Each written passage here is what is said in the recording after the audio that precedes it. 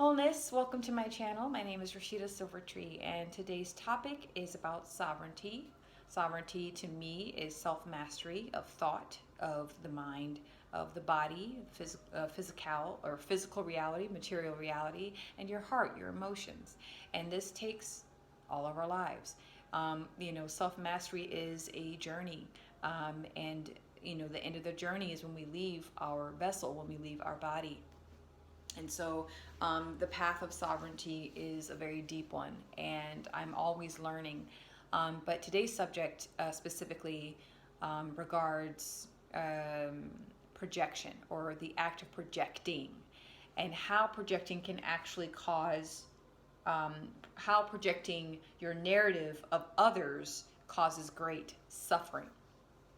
Okay, and it can cause great suffering for you, or for the other, or for everyone involved. And so it's a spectrum, okay, when it comes to projecting. So projecting means that you're creating your own narrative or story, right? Your own personal, I guess, insight on what you think, feel, or believe for something to be true. And that can, when you build a false narrative like that, regardless if it's coming from a space of negativity or positivity, it can really not be true. It can kind of go against what's real. And this happens. Projection happens. It's a silent little behavior that sneaks up on all of us. And I'm one at 35 years old this year, 2023, and happy New Year's Eve, by the way, to everyone out there. Hopefully I'll be able to post this today. It sneaks up on the best of us, okay, at the worst of times. So let's talk about it. So with projecting, for example, you get excited, and this usually happens when we're in a new environment or when we meet someone new, right? Sometimes. And we're human beings, and so we're sentient. We're empathic, most of us, and we'll pick up signals. We'll pick up things around our environment or around another human being, and we'll interpret that information, right? Whether it's through our five senses, it's through the tone of voice that when they speak with us, it's their body language, it's the type of environment, meaning the noise level, that saying, read the room. Well, at times, when we build a false narrative inside of our minds, and it's coming from a space of excitement, of being pure glee, you're like, well, if I think this way and feel this way, and I'm acting this way, then this person or in this environment, it's going to be the same thing. And so you build this false narrative, and then you project it onto the environment or onto a person that you're new to them, right? You're new to the space, you're new to the person, you're new to the experience, but you've already projected what you believe the experience will be or what that person is about. And that is where suffering can come into play, because a lot of the time we can't always know what or how things will be or how they'll unfold. That is the secret ingredient and magic of life. I've projected several times in my life, and it just now come to the realization on how severe that behavior is within myself, right? And that's one thing about aging and getting older and gaining more maturity, is how real, how honest you can be with yourself. And so with projecting, a lot of the time, especially if it's someone that we dislike, you project and your notions onto them. Oh, they're going to think this way, they're going to feel this way, they're going to act this way, and it can be further from the truth. And you have to allow that person to unfold in front of you like a beautiful rose, okay, like a beautiful flower. Allow their story to unfold. You have your own story, they have their own story. For example, a workplace. Let's just say I remember one of my first work experiences, okay? I've had a plethora of different work environments, but I remember when I just started out, 19, 20, 21, 22, and I had a preconceived notion of what that workplace would be like. So I dress like it, I try to talk like it, I tried to be blend in, and then I show up and my whole narrative that I built inside myself completely crashed. Like completely just it fell apart. And that can happen with people, okay? That can happen with, a crush, or it can happen with a boss, your employer, right? Like a lot of we're programmed at a very young age to fear authority, right? We're taught to fear the teacher, because fear is respect, right? That's what we're conditioned and programmed to believe. And so we're as adults, we fear authority. So when our boss calls us into their office, our manager, supervisor, director, executive director, CEO, whatever, they call us into their office and we're like, oh my gosh, am I in trouble? Am I going to get reprimanded for something? Am I getting written up? Am I being fired? Are they going to tell me this is, we have all of these ideas. And it wasn't until, I had my first experience working with an executive director in an administration somewhere that I worked, where all of my paradigm and the narrative that I built on this person just kind of dissipated, and I saw the person as the person, and I allowed the story and the narrative of that other person to unfold before my eyes. And that is when you should use your discernment. That is when you should use your intuition. I'm not saying that you should ignore your intuition, ignore your inner insight when meeting people for the first time. Sometimes you really do need to pay attention when you're getting bad vibes from something, or something isn't settling within your being. You really have to pay attention to that. That's not what I'm saying. I'm saying you meet someone for the first time, or you're in a new environment for the first time, and then you go home and you process the day, hopefully. I think most human beings do. Some don't. Most of us don't. But those of us that do, I like to process the day. You rewind and you re-listen to those conversations that you've had with your work colleagues, or your best friend they hadn't seen in over a decade, or your mentor, or a complete stranger. We are always, if we set aside the time and we sit and we meditate on our personal experiences and interactions that we have with others, and we set aside a time for that, we can slow down that whole projecting thing. Like, this is what is happening. Like, this is what this person's thinking, feeling, and this is how they're going to act. And let me tell you right now, I've been surprised. My 35 years, I'm very blessed for every single one. But I've been surprised a lot of the time, because I would have to say, whoa, wow, I really judged this person to be this way, right?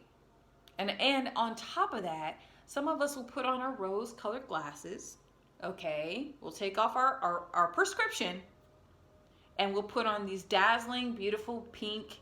Yes, now it even looks more attractive and more magnetic and beautiful, because this is what we choose. This is what, a lot of the time, what we'll do, especially if you're empathic, or you're on the path of self-love, self-discovery, or you're deepening your relationship with the higher power, with God, or you're on one, okay? You're on a good flow with the self, right? In your life, you start to unfold the really good qualities of yourself. You start to recognize the really good attributes that you bring to the table, your values that you bring to society, to your family, your friends, your workplace, to the community, to humanity, and you feel good about it. You're like, oh my gosh, I love myself. And not in a selfish, self-centered way or arrogant way, but you're like, I love myself so much. I love the beauty that I'm able to see in life. I love that I have this connection with everything. This is so amazing. And so you meet new people, and you get so excited that when you meet new people, you begin to create a narrative for your whole reality, right? It's like, if I'm feeling this way, the whole world's feeling this way. Now, that's illogical and irrational, and it's not. It's you're not using all of your whole mind, okay? It's very dreamy and hippie, okay? But this tends to happen when on your path, okay? Whatever that path may be. Again, I am not about one religion over another or one spiritual path over another or who's atheist and who's not. This is just being human. This is just being a being, okay? And so a lot of the time when we're projecting this kind of like high frequency, like everything is love. I love myself, so the whole world loves himself, and my neighbor loves himself, and my colleagues love themselves. We begin to build expectations on people. We begin to project expectations. We begin to project our high standards. Everything that we hold dear and we hold to a high standard, we push onto other people. We project onto other people.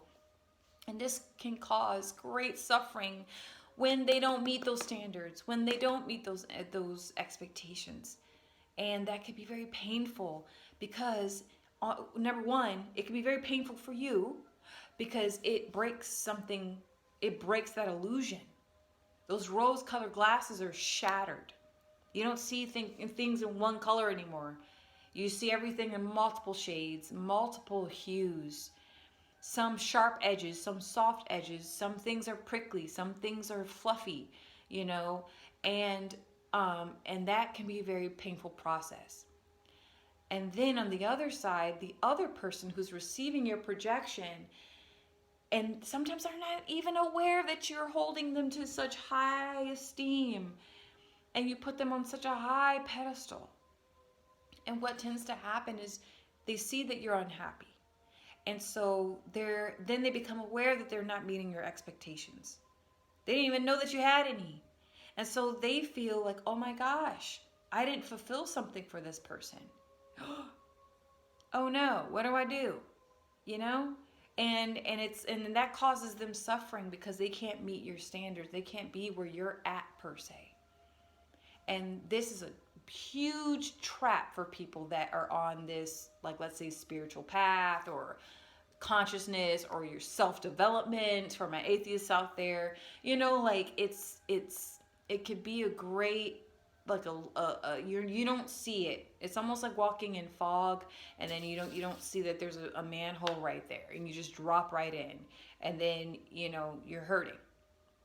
And this is a great source of suffering. I've seen this in marriages a lot on my path where, because we're programmed and conditioned from a very young age that men do this and women do that. And, and so you practice the sacredness of marriage, and then your spouse isn't meeting these expectations. They're not meeting your projection of what reality should be. Okay? And I've seen this not so much in my personal relationships, romantic relationships, yes, but not so much in friendships per se. Friendships can be a bit tricky, but I'm talking about, those intimate relationships for sure. It causes a lot of suffering because you're not allowing things to be. It's the state of beingness. And that right there is crucial. It's critical to realize this. You have to allow yourself to be, but you have to allow others to be as well. It doesn't matter if you're in disagreement or with their value system or how they handle things or where they're at. They could do something. If you must allow people to be in the state that they're in. It's about being in the space of allowance and acceptance without jeopardizing your boundaries. That's very, very tricky. Because when we're meeting new people or when we're in new spaces and places, we automatically want to homogenize ourselves. We want to blend in so that we are accepted. But then we end up hurting ourselves, right? And also, you have to realize when people are projecting onto you. That is very, very tricky. But it's less tricky when you are solid and you're centered and grounded in your way and in your state of beingness. The less centered you are and integrated you are, you're like Play-Doh. People can mold you and shift you and build you how they see fit. And this happens a lot with adults who are in young adults in their 20s. It's not until like your late 20s you begin to kind of shake off that old clay of other people's projections of what you should be, and then you mold yourself. I'm telling you. I'm telling you. And what's another perfect example of that would be Hollyweird. Yes, I'm not a big fan of Hollyweird. I will avoid California like the plague. I would only visit California if it's NoCal, if it's in the northern part where the redwood trees are, because I'm a tree fanatic. And yeah, I would only go to visit the redwoods, okay, and maybe go to a beach somewhere, but I would avoid SoCal like the plague. It's just, it reeks of projection.